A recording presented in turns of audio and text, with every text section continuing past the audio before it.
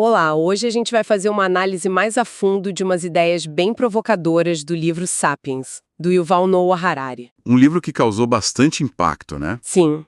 Nossa base aqui são os trechos, acho que de um vídeo ou audiobook baseado neles. Certo. E a nossa missão aqui é tentar extrair os pontos-chave, sabe? Sobre a nossa jornada como espécie, as grandes revoluções que nos moldaram e o que, afinal, nos torna únicos. Vamos seguir a linha do tempo e os conceitos que aparecem nesse material. Ótimo. E para começar já com uma ideia forte, a de que, por quase toda a nossa história, nós humanos fomos animais meio insignificantes. Ou aquela outra provocação, né? De que a Revolução Agrícola talvez tenha sido a maior fraude da história. Exato. Ok, então, vamos tentar desempacotar isso. Vamos lá. É uma perspectiva que realmente, assim, muda nosso olhar, né? O material nos leva numa viagem imensa. Desde o Big Bang, lá atrás, 13,5 bilhões de anos, Nossa, é muito tempo. até um futuro que a gente nem sabe bem qual é.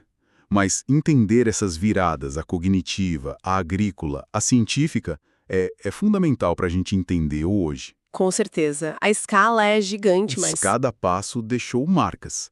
Marcas que a gente sente até hoje. Então, vamos começar com a cronologia básica que o material traz. Matéria e energia, 13,5 bilhões de anos. Terra, 4,5 bi. Vida, 3,8 bilhões. São números que até custa para imaginar. Muito. Aí, o ancestral como o nosso e dos chimpanzés, uns 6 milhões de anos atrás.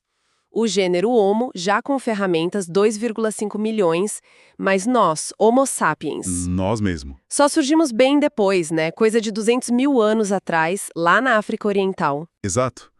Isso quer dizer que passamos a maior parte do tempo sendo só mais uma espécie, sem muito destaque no cenário geral.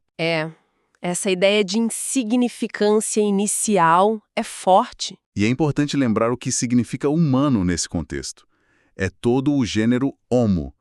Por muito, muito tempo, a gente dividiu o planeta com outras espécies humanas. Outras espécies humanas? Como assim? Sim, os Neandertais na Europa, na Ásia, o Homo erectus mais para o leste, os denisovanos lá na Sibéria, até o Homo floresiensis, aquele pequenininho, o Hobbit, na Indonésia. Caramba, então não éramos sozinhos. E de jeito nenhum. O que é fascinante aqui, e um pouco perturbador talvez, é entender por que só nós, os sapiens, sobrevivemos. Onde foram parar os outros? E o material levanta hipóteses para isso, né? Acho que são duas principais. Isso. A primeira é a teoria da miscigenação. Que diz que a gente cruzou com eles, né? Que os sapiens, saindo da África, encontraram essas outras populações e, bom, rolou uma mistura. E a gente tem evidências disso, né? DNA neandertal em populações atuais da Europa, da Ásia. Mas tem a outra teoria, a da substituição. Essa é mais pesada. Bem mais sombria, sim. Ela sugere que os sapiens, talvez por terem uma linguagem melhor, uma organização social mais eficaz. Acabaram vencendo a competição. Exatamente. Venceram a competição por recursos. E isso pode ser desde uma competição indireta até violência direta. O que hoje a gente chamaria, talvez, de genocídio. Nossa! A história da nossa espécie, infelizmente, não é um conto de fadas de tolerância. E pensar nas implicações disso. O que teria acontecido se outras espécies humanas tivessem sobrevivido? Já imaginou? Como seriam nossas religiões, nossos mitos de criação? O Gênesis ia mencionar os neandertais. Boa pergunta. E a política? Como seria uma declaração de direitos com múltiplos tipos de humanos? Quem seria considerado igual? Complicado. Sem dúvida. Essa nossa solidão como única espécie humana acabou moldando muito a nossa visão de nós mesmos, como se fôssemos o topo da criação, algo separado do resto do mundo animal. Talvez explique a dificuldade que muita gente teve com Darwin, né? Exatamente. Se os neandertais ainda estivessem por aí, tão parecidos e ao mesmo tempo diferentes, essa linha divisória seria bem mais confusa, né? Desconfortável, talvez. Então, o que deu essa vantagem para os sapiens? O material fala da revolução cognitiva. Isso, que começou ali por volta de 70 mil anos atrás. Parece que a chave foi uma mudança na nossa linguagem. Uma característica única, pelo que entendi? Exato. A capacidade não só de descrever o mundo real, mas de criar e comunicar ficções, coisas que não existem fisicamente. Tipo o quê? Mitos, deuses... Mitos, deuses, espíritos, mas também coisas que a gente nem pensa como ficção hoje. Nações, dinheiro, corporações, direitos humanos. Entendi. É falar sobre o leão é o espírito guardião da tribo e não só cuidado um leão. Perfeito. E essa capacidade de acreditar em histórias compartilhadas foi isso que permitiu a cooperação em larga escala, Ah, entre estranhos, né? superando aquele limite de grupo que outros primatas têm. Isso, aquele limite de uns 150 indivíduos que se conhecem pessoalmente. Com as ficções compartilhadas, milhões de estranhos podiam cooperar em torno de um objetivo comum, de uma crença comum. É o que o Harari chama de realidade intersubjetiva. Realidade intersubjetiva. São coisas que só existem porque muita gente acredita nelas ao mesmo tempo. Exatamente. Não são objetivas como uma árvore, nem puramente subjetivas como um sonho meu. Elas existem nessa rede de crenças compartilhadas. Como o dinheiro, por exemplo. Ou leis. Perfeito. Dinheiro, leis, nações, até uma empresa como a Peugeot que o material cita. É uma ficção jurídica, poderosíssima, molda a vida de milhares de pessoas, mas existe por causa de um conjunto de leis e crenças compartilhadas. Sem isso, não teríamos cidades, reinos, impérios. Exatamente.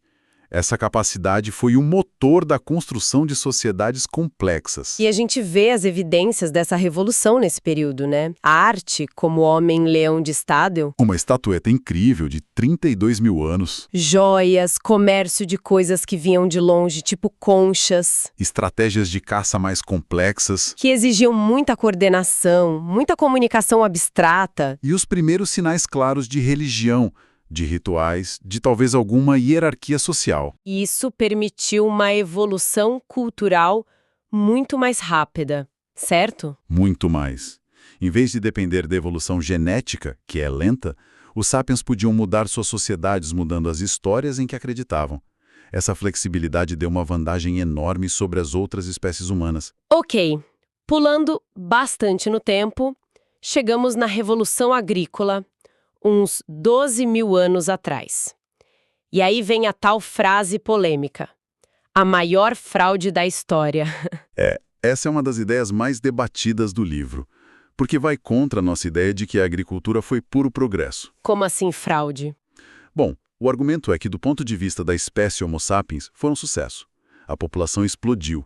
Mas do ponto de vista do indivíduo médio, talvez não. Piorou a vida do indivíduo? Em vários aspectos, sim. A dieta ficou menos variada, muito baseada em poucos cereais como trigo, arroz ou milho. Isso trouxe deficiências nutricionais. Mais trabalho também, né? Muito mais trabalho. Limpar campo, plantar, regar, colher, proteger a colheita.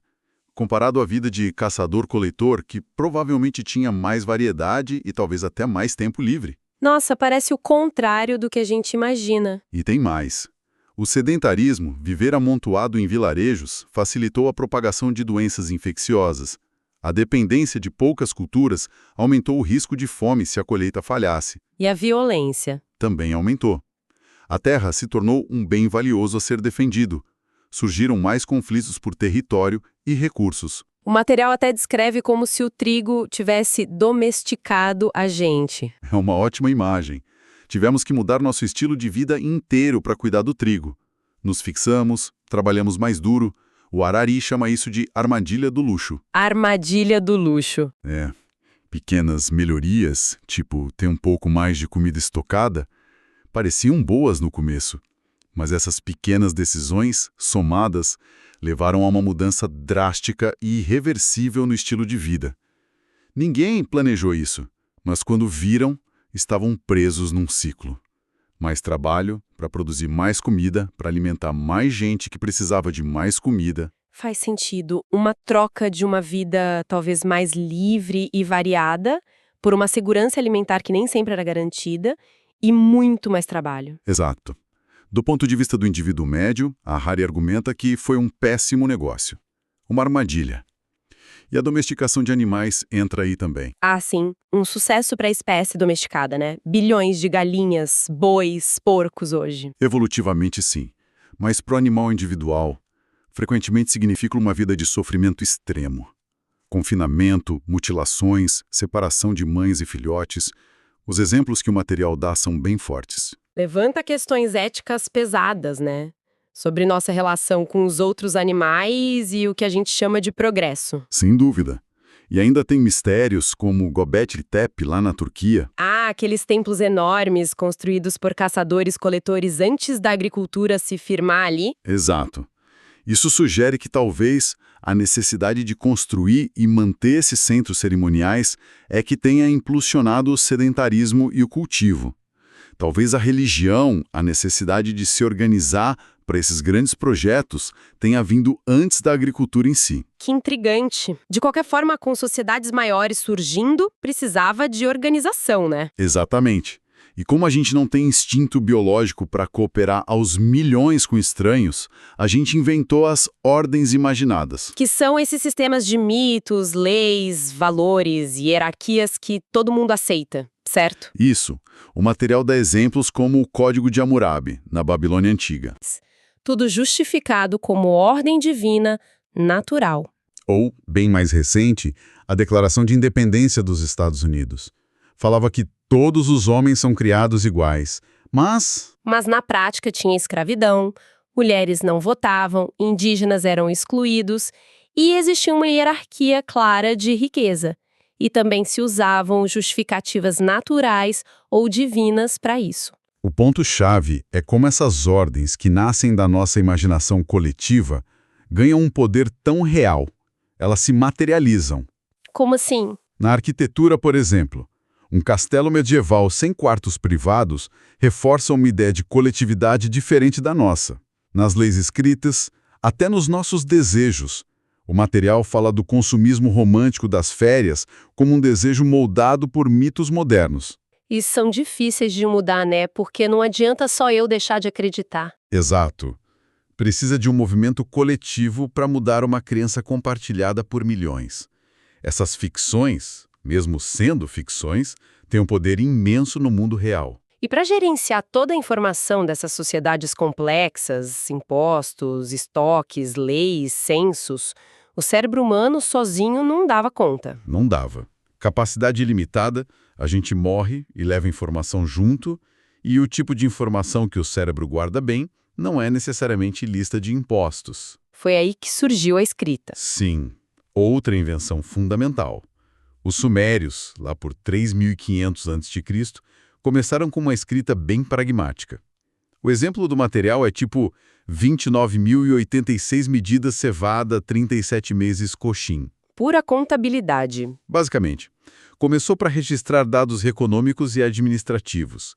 Depois evoluiu para sistemas completos, capazes de representar a linguagem falada. E junto com a escrita vieram formas de organizar essa informação, né? Arquivos, catálogos. E a matemática se desenvolvendo. Ferramentas essenciais para administrar impérios e, muito mais tarde, para fazer ciência. O material, então, destaca 3 grandes forças que ajudaram a unificar a humanidade em escalas cada vez maiores: dinheiro, impérios e religião. Grandes unificadores que conseguiram superar, pelo menos em parte, aquela divisão básica de nós contra eles. O dinheiro talvez seja o mais surpreendente. Um sistema de confiança mútua, quase universal. E funciona não porque a moeda ou a nota tem valor em si, mas porque todos nós concordamos que tem valor. É pura confiança intersubjetiva. Seja cevada, conchas, sal, moedas de ouro ou, hoje, dados num computador. E o interessante é a tolerância do dinheiro. O material cita o exemplo de cristãos e muçulmanos usando as moedas uns dos outros, mesmo em guerra. O dinheiro conecta até inimigos. Depois, os impérios. A definição básica é um poder político que governa vários povos diferentes, com culturas distintas e tem fronteiras flexíveis, com tendência a expandir. Historicamente, eles reduziram a diversidade cultural, né? Impuseram suas línguas, leis, costumes. Sim, esse é um lado. Mas, por outro lado, foram grandes disseminadores de ideias, tecnologias, artes, criaram culturas híbridas, cosmopolitas. Pense na cultura que o Império Romano espalhou, ou árabe, o chinês, Ou hoje, a cultura global, muito influenciada por antigos impérios europeus e pelos Estados Unidos. E tem aquele padrão que o material descreve: conquista, a cultura do império se espalha, os povos dominados acabam adotando essa cultura e depois reivindicam a igualdade dentro dela. E muitas vezes, os descendentes dos povos conquistados acabam se tornando os portadores principais daquela cultura imperial, enquanto os fundadores originais até desaparecem ou perdem proeminência. A cultura persiste. E por fim, a religião. Que também passou por grandes transformações.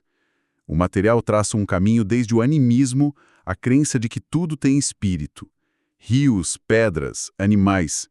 Muito local e inclusivo de não-humanos. Passando pelo politeísmo. Muitos deuses, cada um cuidando de uma área, tipo guerra, amor, fertilidade. Geralmente eram mais tolerantes, aceitavam os deuses dos outros. Até chegar no monoteísmo. Um Deus único, universal, criador de tudo. E aí, muitas vezes, veio uma tendência mais exclusivista, missionária, de converter os outros. Intolerante com outras crenças. Mas é curioso como elementos mais antigos, tipo santos ou demônios, meio que sobrevivem dentro das religiões monoteístas, né? Sim, uma espécie de sincretismo. E surgiram também religiões diferentes, baseadas não em deuses, mas em leis naturais. Tipo budismo. Estoicismo, exato. O foco é entender a realidade, a natureza do sofrimento e controlar a própria mente para alcançar a libertação, como o nirvana no budismo. Não dependem necessariamente de um Deus criador. E cada um desses unificadores tem seu lado complexo, né? Com certeza. O dinheiro, por exemplo, tem um potencial enorme para corroer valores tradicionais. Honra, lealdade, amor, tudo pode virar mercadoria. Os impérios. Violência e opressão de um lado, mas às vezes trouxeram períodos de paz, estabilidade e desenvolvimento cultural. A Pax Romana, por exemplo. É difícil julgar como só bom ou ruim. Muito difícil. A história raramente tem mocinhos e bandidos claros. E as religiões? Inspiraram grandes obras de arte, caridade, movimentos por justiça, mas também guerras santas, perseguições, intolerância. E as ideologias modernas?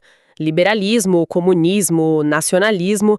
O material diz que funcionam de forma parecida, como religiões seculares. Sim, com seus próprios profetas Marx, Adam Smith, escrituras sagradas, o Capital, a riqueza das nações, dogmas, promessas de paraíso terreno e até suas guerras santas. O próprio humanismo, que hoje é dominante em muitas partes do mundo. Que coloca o ser humano e sua experiência no centro? Também enfrenta seus desafios, especialmente vindo da ciência, que começa a questionar ideias como livre-arbítrio, alma individual, pilares do pensamento humanista. O que nos leva direto para a última grande revolução, a científica. Começou há uns 500 anos. E o ponto de partida, segundo Harari, é algo revolucionário em si, a descoberta da ignorância. A admissão de que a gente não sabe tudo. Ignoramos, nós não sabemos. Exatamente. Isso é muito diferente dos sistemas de conhecimento anteriores, religiões, filosofias antigas, que geralmente partiam do princípio de que as verdades mais importantes já eram conhecidas, reveladas em textos sagrados ou pela tradição.